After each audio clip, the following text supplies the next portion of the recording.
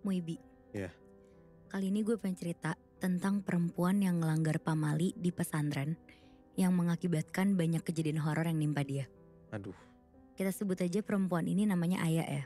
Aya ini dulu sebelum masuk pesantren tuh anaknya nakal dan gak bisa diatur. Sampai akhirnya kedua orang tuanya tuh meninggal karena sakit. Nah sebelum meninggal, bapaknya tuh pengen banget Aya nih jadi penghafal Al-Quran. Awalnya si Aya tuh mikir dia tuh gak akan bisa jadi penghafal Al-Quran karena dia tuh sama sekali gak agamis. Bahkan dia tuh sering ninggalin sholat, terus juga ngerokok, bahkan sampai minum-minum juga. Tapi setelah dapet dukungan penuh dan diyakinin sama om dan tantenya, akhirnya Aya nih semangat dan yakin untuk masuk ke pesantren. Terus dia juga pengen jadi penghafal Al-Quran karena si Aya tuh ngerasa kalau cuma itu tuh yang bisa dia kasih ke orang tuanya. Ya. Aya nih punya teman namanya Uci. Mereka ini beda kamar dan komplek. Nah komplek itu kalau di pesantren ini tuh disebutannya untuk daerah per kamar gitu. Oke. Jadi pesantren Uci tuh namanya pesantren Salafiyah. Nah pesantren Salafiyah ini tuh pesantren yang metode pembelajaran itu tradisional dan khusus ngaji kitab kuning. Di pesantren Uci ini tuh ada 4 lantai terus gede banget. Bentuk pesantren itu tuh kotak dan saling ngiterin, dan di tengah-tengah tuh ada sumur gede yang biasa digunain santri. Karena sumur ini tuh biasa digunain santri buat nyuci baju atau minum langsung. Karena air dari sumur itu tuh bersih dan udah didoain juga. Nah karena Aya ini penghafal Quran, jadi kamar dan kompleknya tuh beda lantai sama si Uci. Karena semua santri penghafal Al-Quran ada di lantai 4. Alasannya tuh karena santri yang penghafal Al-Quran itu tuh kompleknya paling deket sama rumah kiainya. Jadi biar gampang setoran hafalan gitu loh. Nah akhirnya si Aya sama Uci tuh jadi deket banget Muibi semenjak kenal di pesantren ini. Tapi ada satu hari tiba-tiba si Aya nih ngindar dari Uci. Sama sekali gak mau ketemu gitu. Di situ si Uci tuh bingung karena ngerasa kayak gak ngelakuin kesalahan apapun tapi kok dijauhin sama si Aya. Sampai akhirnya Uci tuh negor Aya dan dia tuh minta penjelasan gitu. Ya kalau misalkan emang dia salah, dia tuh mau minta maaf maksudnya gitu. Iya, jangan didiemin gitu kan. Tapi si Aya ini cuma bilang, "Gak apa-apa, aku cuma lagi kesulitan hafalan jadi gak mau ketemu siapapun." Di situ si Uci tuh bingung karena si Aya tuh gak pernah aneh kayak gitu. Nah sementara Uci yang tahu kalau misalkan ada yang gak beres, kayak terus-terusan ngedesak Aya biar jujur gitu loh. Di situ Aya tuh sempat marah terus bilang, "Udah seminggu aku diganggu sesuatu yang mirip kamu Ci. Setiap malam aku dihantuin orang yang mirip kamu dan itu kayak ngegangguin hafalan aku." Oh. Jadi dia minta tolong untuk gak diganggu dulu. Ya.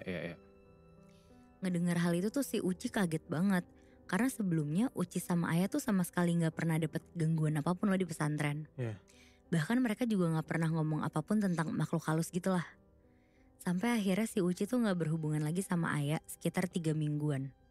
Karena si Aya bener-bener terus-terusan ngindar. Dan akhirnya suatu hari si Aya tuh udah bener-bener gak kuat dan ceritain nih semuanya ke si Uci. Jadi selama 3 minggu Aya tuh udah dapat 4 gangguan. Gangguan yang pertama itu adalah waktu Aya lagi wudhu di sumur tengah. Terus dia pas lagi mau sholat malam, pas dia ngambil wudhu, Aya tuh ngeliat ada santri yang mau sholat juga. Di situ si Aya tuh ngira itu tuh salah satu ustazah di pesantren itu. Terus abis itu jalan gitu dari komplek lantai 3 mau ke masjid. Nah awalnya si Aya tuh sama sekali gak ngerasa ada yang aneh. Tapi si ustazah itu tuh tiba-tiba bolak-balik 3 kali lebih. Aya yang lagi wudhu tuh bingung, terus dia langsung nyapa, "Kok bolak-balik, nyari apa ustazah?" Nah si ustazah itu akhirnya berhenti. Terus ngadep ke arah Aya dan bilang, "Iya, nyari kaki, hilang." Nyari kaki hilang. Si Aya tuh yang ngedenger itu langsung kaku, takut, dan gak mungkin salah dengar. Karena pesantren baru lagi sepi, cuma mereka berdua doang. Iya.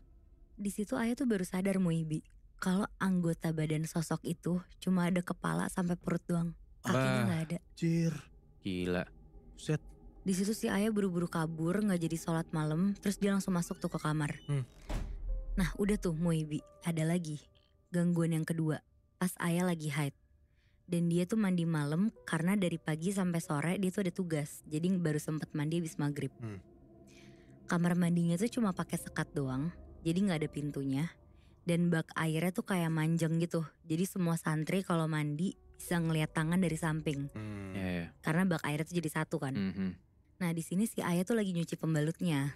Tapi dia tuh kebiasaan buat nyuci pembalut tuh pakai deterjen. Dan apesnya di malam itu dia tuh lupa kalau deterjennya tuh habis. Dan kebetulan di sampingnya tuh lagi ada yang mandi juga. Jadi dia minta tuh, terus dikasih. Tapi pas dia nyuci pakai deterjen itu, dia tuh ngerasa darahnya malah makin banyak dan gak hilang-hilang. Terus gak tahu kenapa orang di sebelahnya tuh nyeletuk. Opo ya? Terus dijawablah sama Ayah, ini nyuci pembalut gak selesai-selesai. Terus dijawab lagi, daripada koe ngumbah gak sabun, mending kayak no aku ae. Yang artinya tuh daripada kamu cuci pakai sabun, mending kasih saya aja.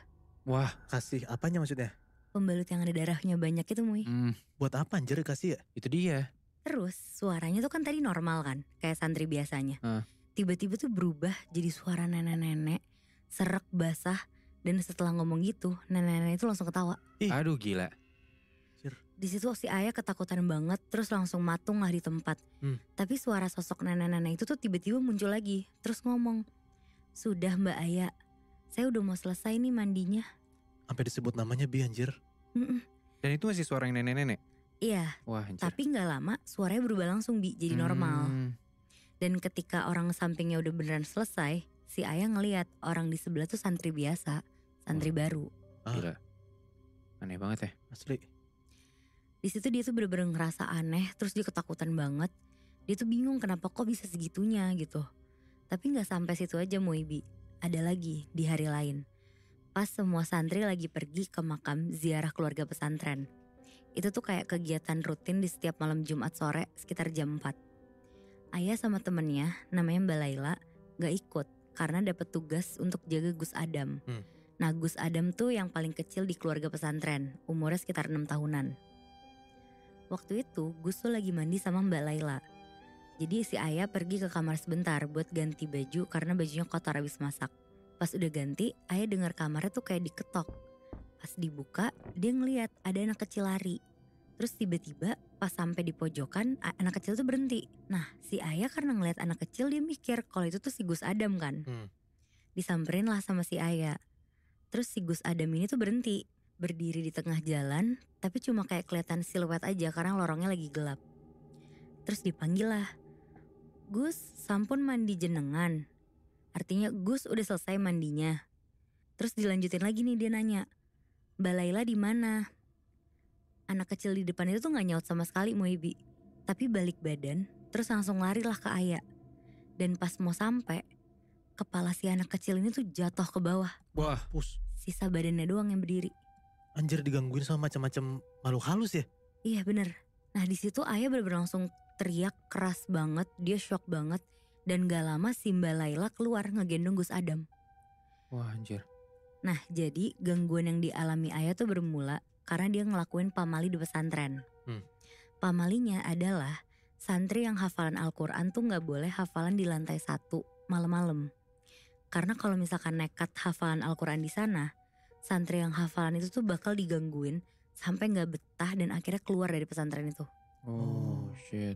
Tapi si Ayah tahu nggak kalau misalnya emang yang harus ngafalin Al-Quran itu nggak boleh baca di lantai 1? Ayah gak tahu Muy. Oh apes juga berarti dong. Iya bener. Nah sampai suatu hari si Ayah ini tuh terpaksa harus hafalan di lantai 1. Karena si Ayah tuh gak bisa hafalan di kompleknya sendiri. Karena dapat pesan dari Kiai kalau anak Kiai yang kecil tuh lagi sakit. Jadi si Kiai ini tuh pesan gak boleh bikin gaduh karena anaknya lagi sakit itu. Takutnya nanti kebangun terus nangis. Jadi dia hafalan di lantai 1 yang mana itu sepi lah ya. Bener. Jadi gak ganggu orang gitu. Oke, terus? Karena si Ayah takut dimarahin, bener kata lo Bi, dia akhirnya ke lantai 1. Karena si Ayah ini tipe yang kalau hafalan tuh harus keras suaranya. Tapi dia sekarang posisinya udah tahu nih kalau di lantai 1 tuh gak boleh. Belum, dia belum tahu Oh juga. dia gak tahu. Dia masih belum tahu. Oke, terus. Nah jadilah dia hafalan di lantai 2 dulu nih awalnya. Tapi pas dia sampai di lantai 2, waktu itu tuh lantai komplek pada direnovasi. Jadi lantainya tuh kayak diganti ulang dan dicat ulang gitu. Jadi gak nyaman nih si Ayah kalau misalkan mau hafalan di situ. Akhirnya dia hafalan lah ke lantai 1 nih. Nah akhirnya si Ayah tuh bangun sekitar jam 1 pagi. Pakai mukena, dia bawa Al-Qur'annya terus dia turun ke lantai 1. Dia duduk di tangga untuk hafalan. Keadaannya di situ semuanya sepi, gak ada yang bangun karena ada peraturan tuh di pesantren itu.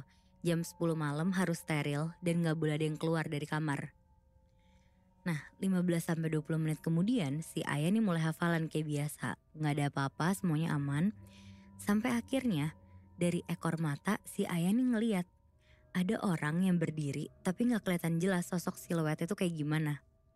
Karena gorden itu tuh kayak bergelombang tapi kelihatan banget nih kalau sosok ini tuh kelihatan gede banget. Dari balik gorden itu? Iya. Oke. Di situ si ayah tuh mikirnya itu salah satu santri. Tapi makin lama bayangan itu tuh makin kecil. Berarti ya makin deket kan siluetnya. Nah pas ayah nengok siluet itu tuh kayak duduk. Dan ada cepolan kayak di rambutnya gitu, di rambut atasnya. Ayah sebenarnya udah takut tuh di situ. Tapi udah nanggung lah hafalannya dikit lagi selesai. Dan ayah juga mikir udah gak ada tempat lain lagi buat hafalan. Terus akhirnya si ayah lanjut hafalan. Kali ini hafalan tuh agak keras. Tapi semakin keras di hafalan, ayah tuh ngerasa sosok ini tuh ikutan hafalan dan ngaji bareng sama dia. Wah gila. Udah 20 menit hafalan dia makin gak fokus. Ayah akhirnya tetap ngaji tuh. Dan beneran sosok ini ikutan hafalan dan ngaji. Akhirnya pas ayah berhenti, ayah tuh ngelihat jelas banget kalau sosok siluet ini tuh pocong sebenarnya. Ya gila. Anjir. Sambil ngaji ayah terusan hafalan ayah sambil si pocong ini tuh ikutan ngaji Muibi. Bangsat. Ih. Dan si sosok pocong ini dari kepala sampai pinggul itu tuh kayak geser-geser ke kanan, ke kiri kayak gini loh. Ya gila.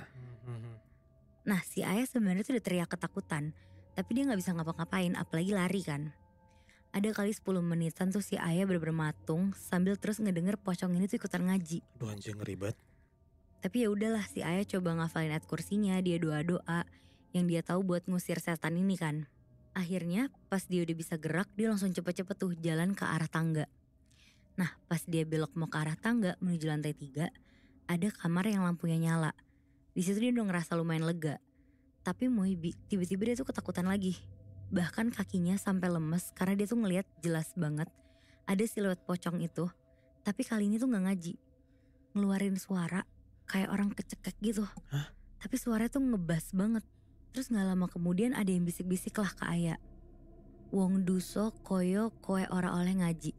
Artinya orang yang berdosa kayak kamu gak boleh ngaji. Wah gila. Dan pas dia nengok Muibi, ada pocong itu di depan mata ayah. Pocongnya tuh mukanya busuk banget, matanya keluar ngegantung di uratnya. Ih. Terus matanya tuh warnanya hijau kemerahan gitu. Dan mukanya tuh udah gak utuh karena kayak udah digerogotin ulet gitu. Oh gila. Nah setelah kejadian di lorong itu, si ayah tuh baru ceritalah itu semuanya.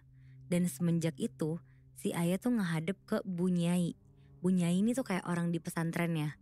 Dan ceritalah semua hal yang dialamin semenjak itu. Di situ Bu Nyai cuma ngelus-ngelus kepala ayah dan senyum sambil bilang semua makhluk yang gak terlihat itu adanya mutlak. Gak bisa dihindari dan diremehkan. Kita harus bisa menerima banyak makhluk jauh sebelum kamu datang. Dan mereka hidup di mana aja di sini. Bisa saja mereka terganggu karena kamu mencuri waktunya. Dan merasa bahwa tempat mereka bukan tempat untuk menghafal Al-Quran. Di situ Bu Nyai juga bilang, Kiai emang ngebiarin mereka di sana. Biar santri-santri tuh punya iman untuk dipegang. Oh, oke. Nah setelah Bu Nyai bilang gitu, ayah tuh ngerasa tenang dan dia minta solusinya. Terus si Bu Nyai baca doa-doa yang ayah tuh belum pernah denger. Terus kepalanya ayah kayak diusap-usap dan disaranin untuk ayah tuh bangun jam 2 pagi. Buat ngaji sama sholat malam. Selama 7 hari 7 malam tuh Muibi. Oke. Sama dia juga disuruh puasa Senin Kamis.